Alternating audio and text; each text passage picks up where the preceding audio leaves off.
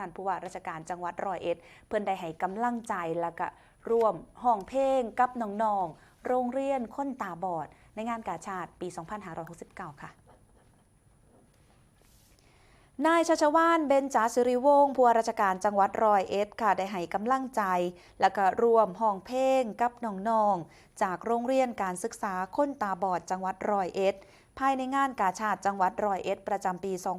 2569 โดยมีนายพิชยาตูระซ่องรองผู้ว่าราชการจังหวัดร้อยเอ็ดพร้อมหัวหน้าส่วนราชการและกับประชาชนเข้าร่วมกิจกรรมบรรยากาศนะคะอบอุ่นเพิ่นจัดอยู่ที่เวทีกลางงานกาชาดจังหวัดร้อยเอ็ดสารกลางจังหวัดร้อยเอ็ดค่ะเพื่อสร้างความสุขและก็ผ่อนคลายให้แก่น้องๆเยาวชนที่เพิ่นมีความบกพร่องทางการมองเห็น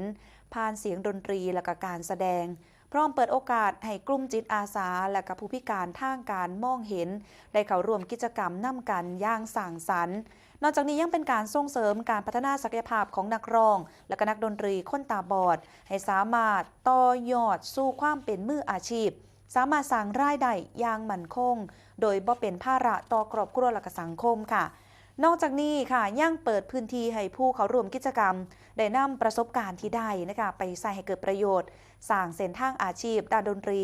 ทั้งนักร้องและก็นักดนตรีคนตาบอดพร้อมเป็นแรงบันดาลใจให้แก่คนพิการกลุ่มอื่นๆและก็ประชาชนทั่วไปนำอันสินำไปสู่การอยู่ร่วมกันในสังคมได้อย่างเข้าใจกัน